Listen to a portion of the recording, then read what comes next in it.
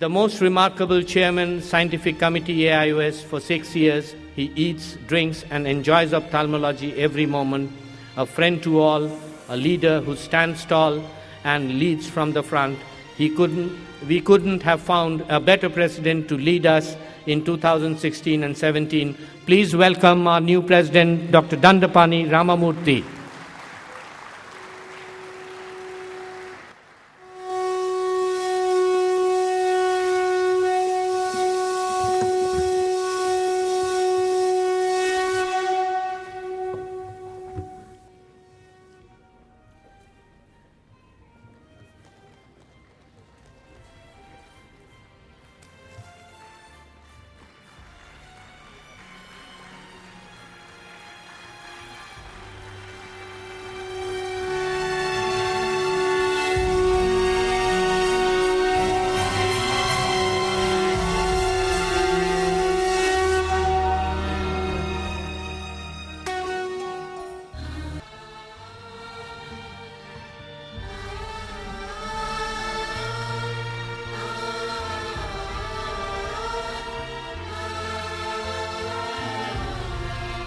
Immediate past President Dr. Debashish Bhattacharya, Chief Guest of the evening, Honorable Sri Somnath Chattopadhyay, members of the Governing Council and Management Committee, members of the Local Organizing Committee, President guests, Dr. Michael Lawless, invited guest speakers, senior teachers, members of the press, fellow delegates, ladies and gentlemen.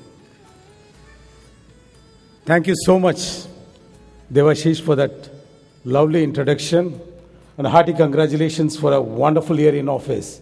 Yours is indeed a hard act to follow.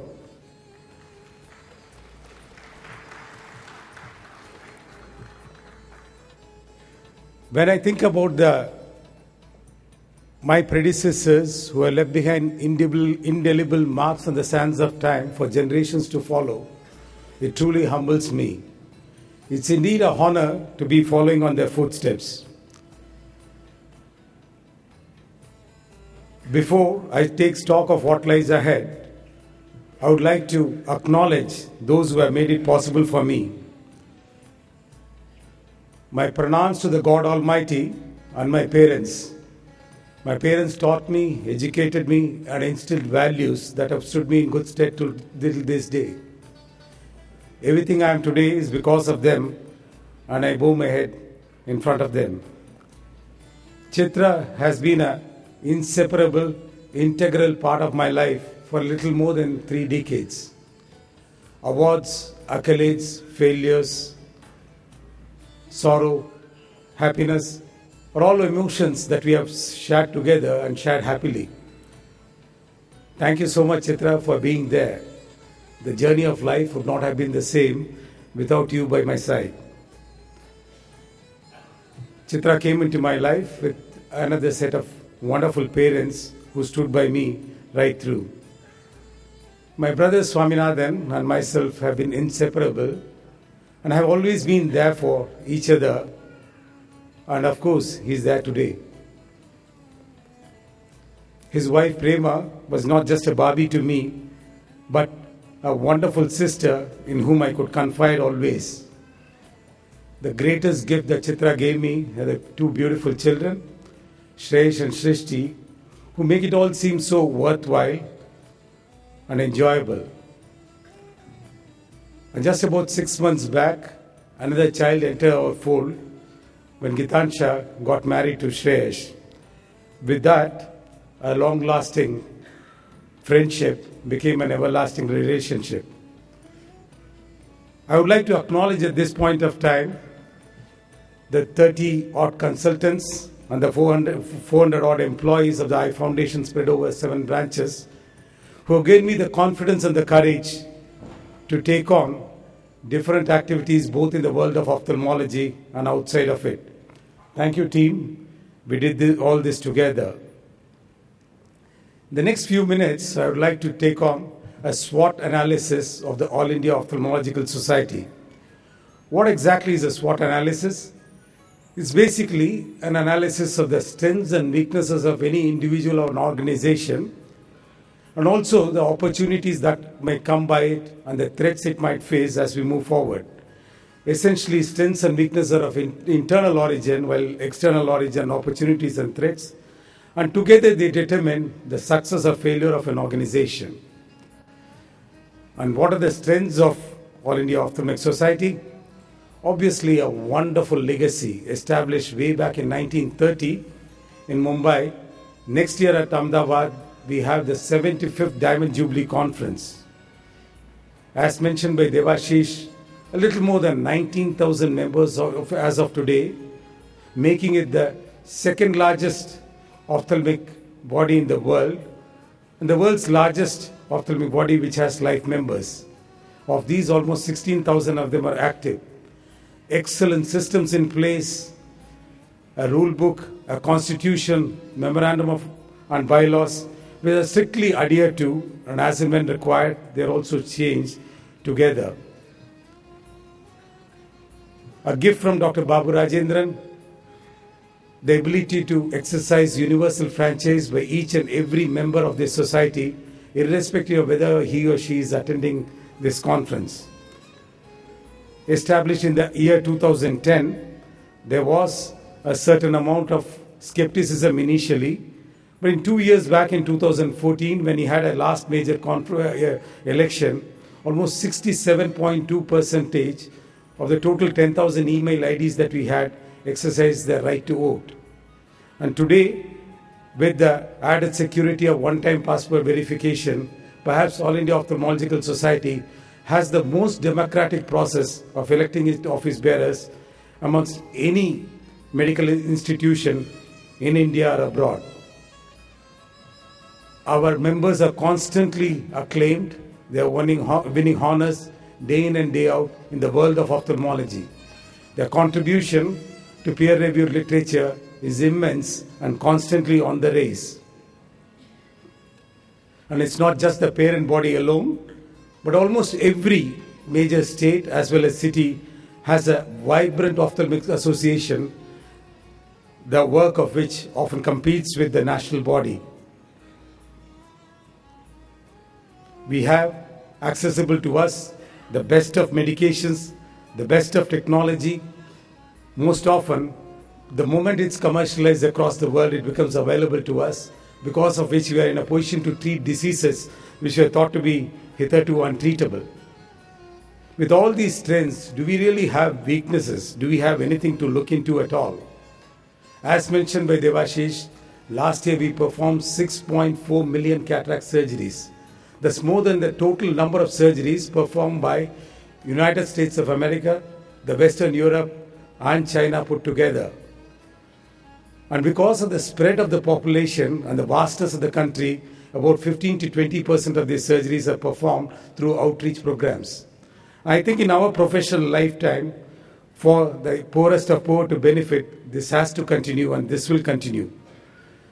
Though thousands benefit from these surgeries, what generally attracts the public eye is an occasional disaster, an occasional outbreak of infection. And it's often an ophthalmologist who has very little to do with the conduct of the camp, sometimes is held responsible. I think we need to remedy this and lay down proper guidelines for the conduct of these camps so that we do continue to benefit from this. At the same time, there's enough safety and security for those involved in these camps. Cataract surgery has been mastered by most of us. Most of us do surgeries under the microscope, implant an intraocular lens. But we need to understand that today ophthalmology is not synonymous with cataract surgery. In 1960, the average age of an Indian was 42. Today it's around 66. That is almost rivaling that of advanced economies like the United States. With this rise in the life expectancy, diseases like diabetic retinopathy, glaucoma, corneal blindness, age-related macular degeneration, the prevalence of these disorders is constantly on the rise. It is a little matter of suspicion that whether we have the wherewithal to address these conditions in the outlying areas as well as in general ophthalmic practices. Is extremely important, and we owe it to our patients to get the ability to attend to these diseases in the best possible manner. We have several institutions of international repute which are known worldwide, but more often they are islands of excellence in a sea of mediocrity. As far as postgraduate training and fellowship is concerned, though there are several excellent opportunities, by and large there is no standardization that is there, so that most often the ophthalmologist has to learn his work while he is practicing. To address this, Dr. Azad came up with the idea of the FACO, which essentially stands for Fellow of the All India Collegium of Ophthalmology. In 2014, it became quite popular. And now in 2016, as mentioned by Devaluation and as will be released later in the evening, we have a curriculum, a well-established curriculum, courtesy Dr. Ashok Grover and his committee, which has come forth. And this is perhaps the world's first attempt to evolve a specific curriculum for each subspecialty in ophthalmology. ICO is quite keenly looking at this, and maybe we will be the forebearers of the curriculum to be adapted across the world as far as specialty education is concerned. Optometry is an integral part of ophthalmology as far as quality eye care is concerned. We need to ensure that each of these specialties, the optometrists and the ophthalmologists, act within their parameters, do not cross limits. But at the same time, it's in our interest to ensure that quality optometrists are constantly available to us. Today, from good institutions, just about 600 to 800 optometrists are passing out. And it's important that we significantly enhance these numbers and at the same time ensure that they continue to do what they are meant to do. I often feel that ophthalmic nursing personnel trained in my own hospital and also in other eye hospitals are the ones I need, the ones suitable for my practice. Unlike what the government believes, that it's BSc nursing and GNMs who are better off. It's important that we ensure that there's a constant supply of these paraprofessionals available to us, trained the way we want, and it's also important we make the powers that we understand that these are the kind of personnel that we need to assist us. What are the threats that we as individuals and as an organization face? Devashish has already mentioned about this, the story of Avestin, which unfolded just about a month back. It was a real eye-opener for most of us. Thankfully, because of concerted efforts of various ophthalmologists and also the splendid support given by the government of India, DCGI is likely to withdraw the ban imposed upon it very soon, maybe by the end of this week. But I believe what we saw was the tip of the iceberg. Essentially, it's not just Avestin alone, but the ringer lactate, and in case an infection develops, the ceftazidime or the vancomycin that you might use are all off-label usage. Thanks to convention, thanks to peer-reviewed literature, most often this is accepted and world over, but at the same time, if it were to be taken up in a court of law, what exactly would transpire is something that we are not clear about. I think we had begun well with Avestin, and we are duty-bound to take this forward and ensure that specific guidelines are laid down as far as safe practice are concerned for the usage of most of these drugs and technologies are concerned. I promise that me and my team will follow up on the good work that has already been started. Accreditation is a great thing, with NABH JCI being the most sought after. And this has the benefits of standardization of ophthalmic care across the spectrum of hospitals that are available to us. But then, if you see the 2014 edition of small healthcare organizations to which we ophthalmic hospitals belong, many of the requirements are not quite viable, not necessary for eye hospitals. A committee under the leadership of Dr. Ravindran is already under negotiations with NABH. And I'm happy to announce that in the next 2-3 months, we are expecting specific guidelines to be announced for eye care institutions. And once this comes into force, these will be far more practical and maybe relevant to us so that it will enable more and more of us to get accredited and enjoy the fruits of this. It was because of the wonderful efforts of certain stalwarts in the year 1988 that the duty on the vision-saving instruments was withdrawn. In 2001, 5% duty was imposed. In 2006, it became 11% for equipments. I do not know how many of you know, by a notification in the January 19th of 2016, that just about a month back, it was raised to 12% for intraocular lenses and other consumables, and 19% for equipments. So no longer is sight-saving equipment duty-free. Add to this the woes of constant devaluation of the rupee against dollar and other currencies. Can you believe it? 103 years back, the rupee was stronger than the dollar. But more relevantly, just in 2011, it was 45 rupees to a dollar, and today it's touching almost 70 rupees to a dollar. Combined with the imposition of duty at almost 20% and this devaluation of the rupee, today if you have to buy an equipment, import an equipment, it costs us almost double as what it would cost us in 2011. In 5 years, has any one of our salary or bottom lines doubled? Obviously, this is a challenge. There is very little that we can do as far as the rupee value is concerned, but we would energetically take it up to ensure, or at least see if we can reduce the amount of duty that's being imposed upon the imported ophthalmic equipment. Thankfully, we have a vibrant industry, ophthalmic industry at our doorstep, which is importing almost across the world. I think more and more this import substitution is important, and that's something again that we'll encourage.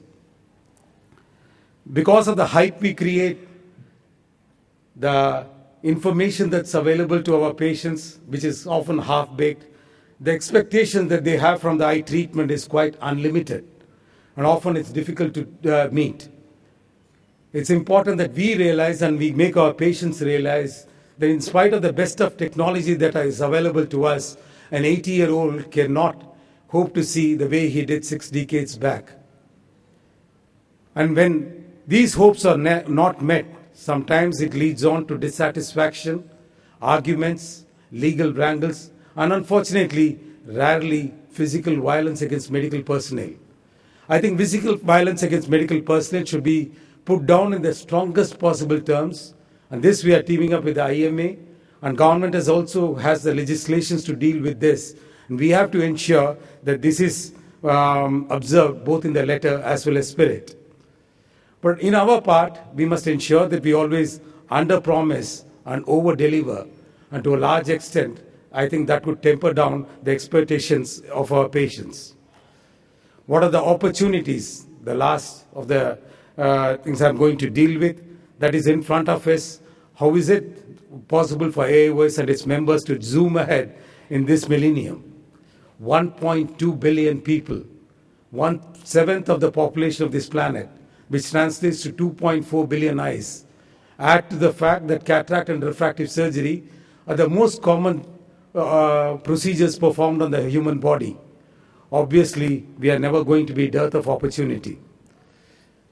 We have a vibrant middle class, 250 million as of today, and likely to increase to 500 million in 2025. These are well-informed. They want the best, will settle for nothing else, and they are often the patients we have to cater to. I think as far as demand and supply is concerned, the demand is far greater than what we can supply. And I strongly believe, as Devashish also mentioned, that it is not in the metro lights that the future of ophthalmology lies, but it is essentially in the Tier 3 cities and in the smaller Mofussil towns that you need to go to. Take, for example, the Disha High Hospital, set up about 2.5 decades back. They've seen phenomenal growth. They started in Barakpur in the outskirts of Calcutta, and today they are one of the major eye care providers of India. I can name several such examples dotted along the spectrum of entire India, especially to the youngsters here. Please remember, there is a future, there is a fortune to be made at the bottom of the pyramid. Go where you're needed. You would love it. Your patients will like it. And on the other end of the spectrum, you have medical tourism. It's said to be a $4 billion industry as far as India is concerned.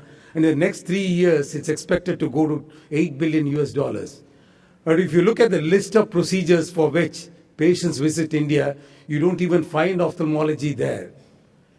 With the availability of technology, with the availability of expertise, and the fact that we offer this at a fraction of cost in the most passionate manner, making our patients comfortable, I think we need to ensure that this revenue stream is also taken care of in the years to come.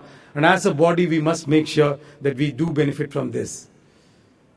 When we go into the stream of life or of practice, it's important that you have friends with you, especially if you have people from different subspecialties getting together with a commonality of viewpoints, then that would lead to optimal utilization of equipment, of infrastructure, of personnel. Already group practice is gaining momentum, but as we go on, I believe that this would be the way to go in a decade to come. Health insurance, many of you might consider it more as a threat rather than as an opportunity. I strongly believe that it's an opportunity. You may not want it, you may not need it, but it has shown a 43% annualized growth since 2008 year on year. So it's here to stay. Just like mobile phones, like internet, like Facebook, we have been getting used to it in the last 5-6 years. I think insurance is another aspect as a fact of life that we need to get used to. It's important that all stakeholders, like the governmental agencies, like the IRDA, the TPAs, the care providers, that's us ophthalmologists, and the patients get together to optimize the outcomes from this revenue stream and benefit each and everybody. I believe once we are able to do this, more and more patients will be able to benefit from the technology that's available, and also we would also add to the kind of revenue that we are able to generate.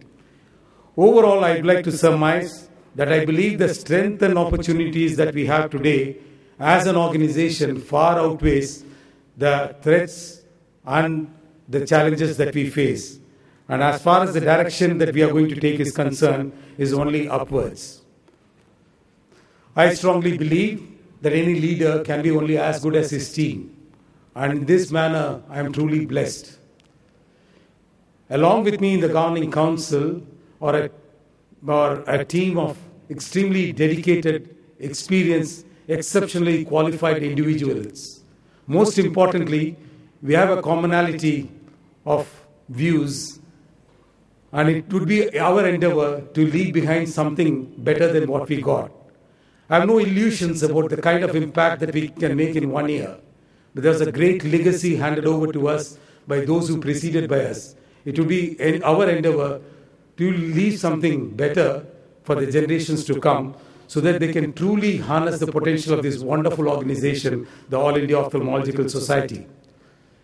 And we would draw strength from this 18,000, 19,000 membership who have elected us, who have kept their faith with us. I promise you, we would perform beyond your expectations. I would be failing in my duty if we do not acknowledge on behalf of each and every one of you for the wonderful show put up by the LOC of the East under the stewardship of the one and only Dr. Ratish Paul. In spite of certain limitations as far as the weather and the infrastructure is concerned, I think they have put up an amazing show, and we are all, each one of us is indebted to them for the way they have conducted this conference. They have set standards which are going to make further conference secretaries to emulate. As in the past, when I have held other posts in the AOS, I will be a hands-on president. Whenever you need to contact me, do remember I am just a mobile call, a mail, or a message away. I would like to conclude with the words of Helen Keller: alone we can do so little. Together we can do so much. Together we can, and together we will. Thank you so much.